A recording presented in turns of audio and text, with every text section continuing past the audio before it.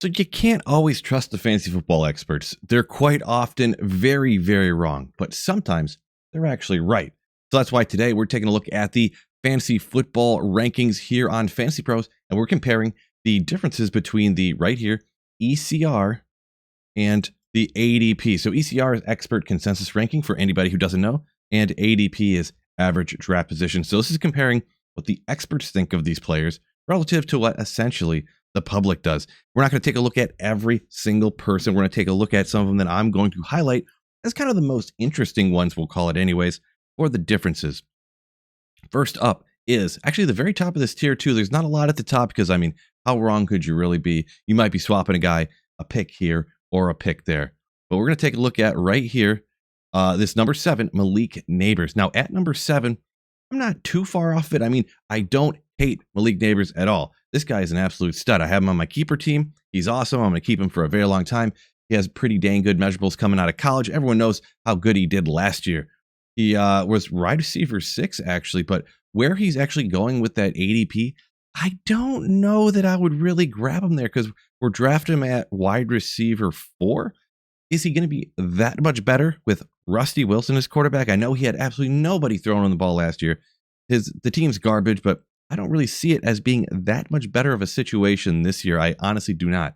Now, Amon-Ra St. Brown, a few picks later, I would probably take him over Neighbors all the time. Nico Collins, more of a known factor, a known quantity. Probably take him most of the time too. Now, between Neighbors and Brian Thomas, I'll put that as a coin flip. This is my take on it, my opinion right there. So Neighbors, just a little bit too different here because they got him actually 5 picks right here ahead of where ADP usually has them going. And I'm honestly more on board with what the public's saying for ADP. Next up, down at number 34 here, we've got Davante Adams, and they got him not crazy, up at the top. You can only move him so much. 8 picks ahead of ADP for the expert consensus ranking. Now, this is another situation of old men in the NFL. You got to watch out. Now, there is a thing about the wide receiver age cliff. He is above it, but also there is we'll call it a stipulation. There's times when it doesn't exactly take effect, and that's when you're a super elite wide receiver. You usually drop off, but maybe it's not quite so much. He is 32, so he's going to be turning 33 years old. He is up there. Now he's going into this team here with the Rams where he's not necessarily going to be the number 1A, the big alpha dog. He's got Puka up there with him. Last year he did miss a couple games. There was a whole trade thing with the Jets, this and that, but we don't really need to worry about all that stuff. But he has been pretty elite. I mean, he's been a wide receiver one a few seasons in a row. And then this one, he actually had 17, but he was only wide receiver 15, a wide receiver 2. And, we can go ahead and look down. He had a ton of crazy good seasons. He was number 1 and number 1 twice, and number 2 actually dang good. But you can see, then it dropped off a little bit more. And then he's down at 15. He had a 17 last year. Another scary thing about Davante Adams, what's going on with Matt Stafford's back? Is it actually a little bit hurt? So there's a little bit another of a ding right there on him. I would say anyways, he's right there kind of with another old person right there. But look at some of the running backs that go around him that can really help out your team. Maybe even tight end up here with George Kittle, getting him at one of the onesie positions on your team. James Cook just signed that contract and he was, an RB1 last year. We got Kenneth Walker here, which there are some people that, aren't sure what's going on with that. Even down here, Terry McLaurin, if he gets back into camp and whatnot, after getting hopefully a contract here, he's had a great year with Jaden Daniels last year. DJ Moore, even as you go down here a little bit further. So Davante Adams, I'm really not looking too much into taking. I would probably want him, let's be honest, more like where the ADP is at. So we're starting off with 2 disagrees here. Now we're going to move to number 45, though, is Joe Burrow. And you'll notice the thing about quarterbacks when you're looking at the expert consensus rankings, they always have high quarterbacks kind of like rated lower than what the ADP has. And then they have the low quarterbacks rated way higher. It's just a function of experts love late round quarterbacks. They don't like using a high pick on them, especially one that doesn't run. But if we look at Joe Burrow, look at that picture, man. How does he get that one up here? Crazy. He actually has been absolutely bananas. So right here, 22 points a game. And we can look back even a few seasons. He's had over 20 points a game 3 times in a row. But what you do notice is this one, last year he was quarterback 3 with 22 points. Less than a full point He went down to 4. And then when it drops like 2 points right here, he's at wide receiver 10. So that is a huge drop for Joe Burrow right there. And that's one of the reasons the experts are probably kind of off of him a little bit, because not having the rushing upside, it's just almost nothing. So you don't even worry about that. Is he going to have 43 passing touchdowns again? Here he had 36 and he was number 4. Here he had 34 passing touchdowns and he finished as quarterback 10. So that's the bear case on Joe Burrow. Is he just not going to quite get there to be able to be up as high? It almost looks like a function of all the other quarterbacks did worse, actually. So that's what Joe Burrow is under what the ADP is. And do I agree or disagree with that? I'm going to be honest, I a little bit of agree. Now, it is a big name, Joe Burrow here at 45, but it's only really 7 picks. It is for this area, having him back 7 picks. But could you imagine picking him more up here? Taking him like right next to Jalen Hurts. I guess Jalen Hurts doesn't have that difference in ADP because he runs in touchdowns and stuff like that. But up here ahead of James Cook and stuff like that, I don't know that I could really stomach that. So I essentially agree with that pick right there. After Burrow, we're going to go ahead and slide down to Jalen Waddle right here. There were a few other ones up here. JMO, they got higher. Tet, they got higher, but not as interesting as I want to move down to Waddle because of what they have going on in Miami. Now, Jalen Waddle hasn't really fully put it together the first few seasons. Now, the first season, he was wide receiver 12, a wide receiver 1, but then he missed a few games. Who has missed some games, and this is going to be probably the last hurrah here for Miami. It's 40. Look at the speed score, 40. It's absolutely great, but for Jalen Waddle here, if they can't pull it together, I guess it's just not going to happen. The also thing with Waddle isn't necessarily him, but it's Tyreek Hill. There is just some bad buzz, bad juju going around in Miami about how Tyreek Hill didn't want to be there. Like last year, he was playing through the issue with his wrist. Didn't want to be there. Asked for a trade. No, he does want to be there. Oh no, me and Tua get along fine. No, oh no, we don't. I don't want to be here. So it's a struggle with the whole team. But if anything, Tyreek isn't there, you would think Waddle would be better. So they got him 13 picks higher. You can see right here than what ADP has him. Puts him right up in here with Ridley. Rashid Rice, he might get his suspension now. Latest news is maybe in the middle of the season. So when you're mixing them in here, Pollard, the lead back there in Tennessee, but not the best offense, I suppose. But as you look at the different people here, I cannot fully agree or disagree with the Waddle one just because of where he's going. It's kind of exactly where I'd want, but I wouldn't blame anybody for going with any of these. I may grab Ridley. It really is probably exactly where I want. So I'm going to switch it from I don't know to agree to disagree to actually I just do agree. This is pretty much looks exactly like where I'd want to have him.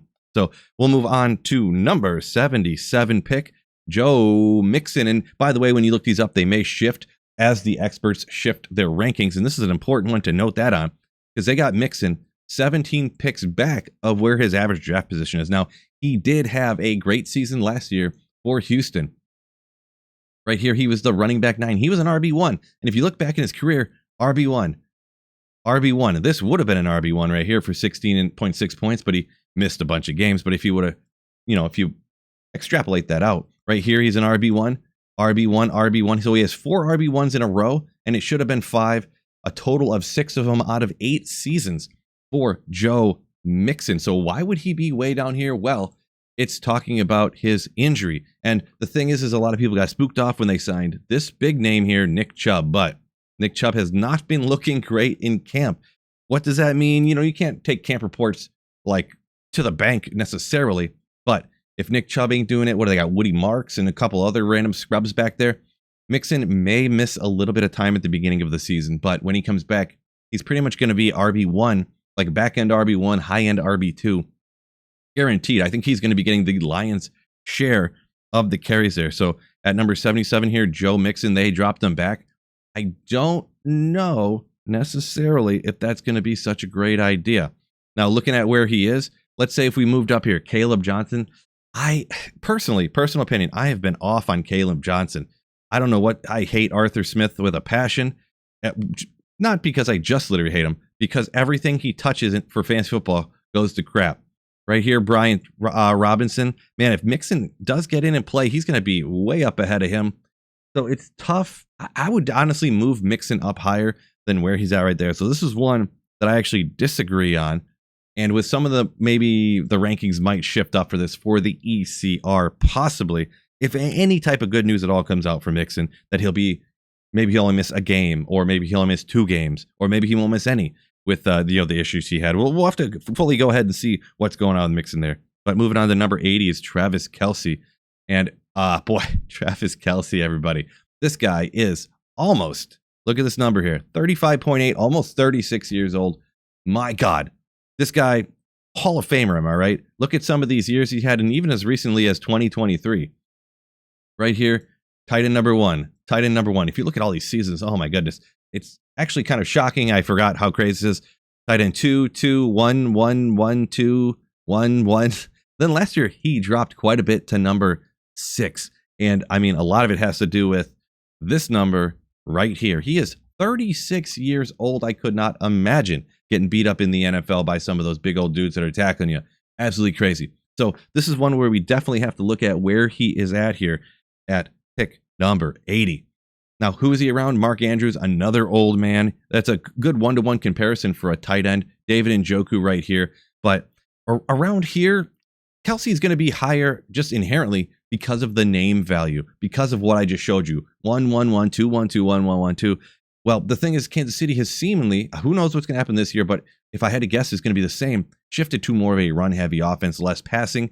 Patrick Mahomes, the numbers showed for Patrick Mahomes as well. His numbers dropped. So him dropping to tight end 6, but we are drafting at tight end 7, actually behind where he was at. So for Kelce, I essentially agree with the experts. I'm kind of against ADP. If we're looking at 15 picks higher where ADP would have him, we can go ahead and scroll up to roughly 65, somewhere in around here. So you're taking him over somebody like RJ Harvey, Tony Pollard, maybe Pacheco, or geez, I'm not too sure about that particular one right there.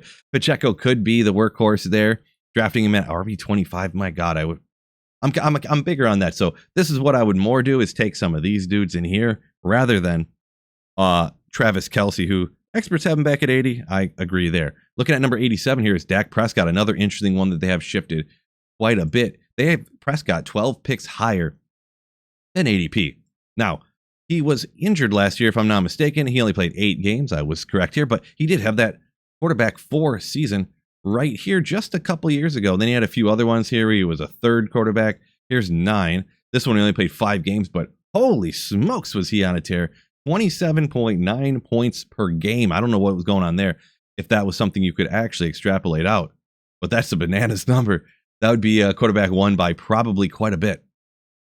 So with the injury last year, you got to remember, with this team as well, their running backs right now are Javonte Williams and Miles Sanders.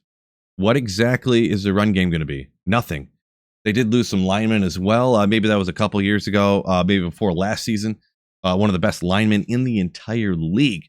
So that's another thing that's going to hurt even the run game even more. And if you have no run game, if they don't have to bring another guy up to stop the run in the box, they can have more guys back covering. It's going to be harder to throw. Dak Prescott isn't particularly great at running. You see, look at the rushing yards here. I mean, 200, 100. I mean, it's better than Matt Stafford rushing yards, I suppose, but not a whole lot better. So with Dak Prescott, where they have him at number 87, they have him 12 picks ahead of what the ADP is. I don't know about that, because if we scroll back 12 picks ADP, Brock Purdy, I think I'd rather, they got the easiest schedule in the league. I'd rather have Brock Purdy over Dak Prescott. Justin Fields, the running. I've heard they've been cooling off on Justin Fields. The experts were just like pumping him up a ton. I think I'd rather have Justin Fields. We scroll down, Herbert, Caleb Williams, Goff. All these guys I would have right around Dak Prescott. So this 12 picks higher for Dak, I disagree with the experts. I don't think that's a good value there, man. I don't think it is. There's something else I'd rather do. And even than other quarterbacks I would rather have in those positions. Now, after Prescott, we're looking at another person with the last name starting with a P at 110, Michael Pittman. So right here, they have him 20, so 19 picks ahead of the ADP. See, down here, we're drafting at wide receiver 47 anyway. So Down here, it's going to be a little bit, but I want somebody with more of an upside case down here. What's the best case scenario for Michael Pittman? They already have up here Josh Downs that everybody thinks is going to be the lead dog there for Miami, I suppose, or for Indianapolis, excuse me. So what is Pittman's real upside? I know a few years ago, Pittman had a really good season, and he's kind of been riding off of that, if I'm not mistaken. So here we got wide receiver 2, a couple wide receiver 2s. Here's a high-end wide receiver 2, and then there's last season, 16 games, wide receiver 44. So when you look at where you're actually drafting our boy here, Michael Pittman, he is the wide receiver 2 on his team. What are we really getting out of this? I guess it's exactly what you drafted him at. But down here, I mean, this is a lot more times where I'll be taking a tight end, where maybe I'm taking a running back that could go ahead and have some upside. Right here, we got Drake May, probably a great quarterback option. Right here, Javonte Williams is a tad higher, but he could be the lead back. It's not looking like a great situation, but he could bust out into the RB1 and possibly even workhorse. You don't know how they're going to do it necessarily, but I just couldn't really see Michael Pittman. There's just nothing exciting about it. Sure, if you want those few points, the few points right here, 10 points a game. I mean, if you're actually getting those 10 points a games this season, I'm honestly going to be shocked with the quarterback situation, how it's looking in Indy for Michael Pittman. And I don't know, maybe Josh Downs could do a little bit better. I don't know, but I am really not liking Pittman. So do I agree or disagree with this placement? Honestly, I'd probably slide him down even a little bit more, but I'm really, really not looking to take this guy or wide receivers in this range really at all. I'm trying to get done with that before here, so I don't have to take guys like this with, in my opinion, no upside at all. We're going to slide down to 117 here at Trevor Lawrence. He is, holy smokes. Down here, you start getting with way higher numbers, but this points to the fact of how I said that experts love late round quarterbacks. Every single quarterback you see down here, ECR is going to be higher than ADP essentially. Pretty much every single one. So Trevor Lawrence, they moved up 49. I could not imagine this guy being down at there. So just for, for instance, we're looking 50 picks, 60. That's almost at pick 170. How could you be going way down here? You're drafting with defenses. Xavier Legette? Like, what is going on here? I mean, Cam Ward's on here, rookie on a bad team that they don't know what he's going to do. Hard to say. He's not necessarily a runner. Trevor Lawrence, they got wide receiver Brian Thomas, who's getting drafted in the end of the first. You got another wide receiver that's getting drafted. Where was he at? Like, I guess it was like the 10th or something, rookie that they traded up like a bazillion picks to get to and whatnot. You draft him down here with random defenses, random backups and stuff like that. So dropping him way down there, it's really tough.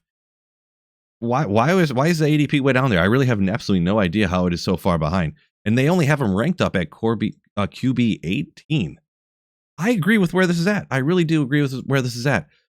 At QB 18, I know he had QB 22 last year. He only played 10 games. So I mean, 13, 12. This is right where he's going to be. Like, he rushes a little bit, rushes in for a few touchdowns a little bit. So unless you're predicting injury, they've upgraded their wide receiver core. They brought in a new offensive coordinator that should be even better. I believe it was the offensive coordinator that Tampa Bay had last year for Baker Mayfield's revival season. So sunshine here with the long, beautiful brownish blonde hair. I agree with moving him up 50 picks ahead of ADP. So if you're looking for a backup quarterback, or maybe you went late quarterback in your league, it's going to be pretty late. He is the quarterback 18, but maybe he could be your backup. Maybe you're streaming two guys and he's your second guy of the streaming.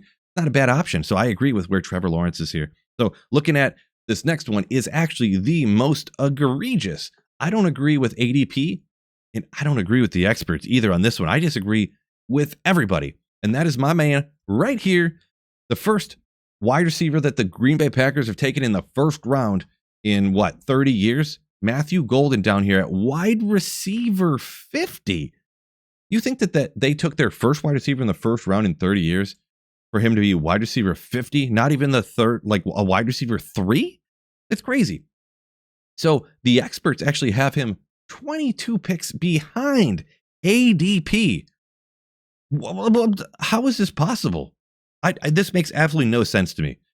Matthew Golden, there's not going to be a lot to look at as far as his stats, but look at the speed score and his burst or his 40-yard dash. Incredible right there. He's not the biggest wide receiver, but 22 years old, super quick, super fast, and not a whole lot of other stuff to look at. But how could he be this far down? Honestly, let's move up 20 picks and see who we're taking over here, wide receiver wise, at around pick 100 here. This is where Jaden Reed is. How much did Jaden Reed really do last year? We got Downs right here. Downs right here. I mean, you got Anthony Richardson throwing him the ball. Like, what are you going to do there? Up here, Godwin, is he even going to play this season? Who knows what's going on? Debo. I mean, this is right up where he honestly should be. So actually, now that I look at it a little more, maybe I agree a little bit more with the ADP than I do with the ECR, but I could even see you taking Golden higher than that. And the thing is, down at these points of the draft, if you're taking wide receiver and stuff, you need upside guys to where if the first like 2-3 weeks go by and he's seeing like 10% of the snaps or something, he's not getting he's getting like 3 targets a game. Okay, you cut him, you get rid of him. You don't want to have one of these guys that you just sits on your bench and you never use him. He's not going to get any points for you. It's super annoying. Or maybe he gets a few points because he keeps playing, so you can't cut him, but he's on a terrible team and can't do this, can't do that. So Matthew Golden, I think he should be higher in ECR. I think experts are wrong on him. And we're going to take a look at another receiver kind of down here, and it kind of goes into the explanation I was saying before right here. Rashid Shaheed. He's 26 picks on ECR ahead of ADP down here at pick 128. This is not where I would take a guy like this. What is the upside case for Rashid Shaheed? I mean, wide receiver 45 is your best outcome. Who's his quarterback? I don't know. Tyler Show or Shuck or however you pronounce it. It is not spelled Shuck. I'm not calling him Shuck. Tyler Show, whatever his name is, or Spencer Rattler or whatever. This is literally his upside right here. Why would you draft this guy? This is a guy, stereotypical. There's no point to having him on your team. He's not even super fast or anything like that. He's just a guy on a bad team that's not going to score any touchdowns, that doesn't even have a quarterback throwing him. There's no reason to take Shaheed where these experts have him right here. Hey, Coleman. Like, Shaheed should be down where ADP is. This is one where the experts are super wrong. The ADP is actually right. I'd much rather have Coleman. Is he going to turn it around? Maybe not. Cut him in a couple weeks. It don't, like, whatever. Ayuk's hurt. It's hard to judge him against hurt people. But I don't know. I'd probably take Christian Kirk, Bateman over him. There's tons of dudes. We'll keep sliding down. I'd take Kyle Pitts at tight end over Rashid Shaheed, to be perfectly honest. There's no upside to Rashid Shaheed. Now, just an interesting note here for this particular one. Kayshawn Judkins right here. Just literally today, they have him 43 picks back of ADP, which when you don't know what's going on with people, they don't think he's going to play all year. Well, his misdemeanor charges just got dropped. He's free to sign. So it doesn't sound too much like there's anything's going to happen with this. So they can always go ahead and just like do their own investigation in the NFL and decide at that point, hey, we're going to suspend him because we actually did find wrongdoing, this and that or whatever. But yeah, so there's charges dropped with almost no evidence. It's unlikely the league get involved. So it sounds like he's not going to get suspended or anything, but he has missed almost all of camp, even though they drafted him very high. They took him ahead of Sampson. Ford, they're not really too keen on. So they took Judkins to essentially be their, early first and second round grinder. Who knows what else or how much else they would use him for. But I could see this going right back up the ECR anyways, and probably falling more in line with the ADP. Maybe not quite, but that's 40 picks. So he's going to be going at like pick 90 if you went along with that. So that'd be ETN here, Mason, maybe move a little bit up here, Jalen Warren. Yeah, if there's nothing coming from it, he's going to start out slow, but I guess I would rank him about where the ADP is at. So I would view this one as being wrong just because the experts haven't had time to update their rankings. So hey, that's the biggest ADP versus ECR things that I think are either off or I agree with. Let me know if you agree or disagree with any of those. And let me know if you want to do even lower levels, if you want me to go over the ones that are way down there. Some people have a lot later drafts, and the numbers are wildly different down there. So it could be kind of interesting. So peace out, and hopefully you crush your fantasy draft.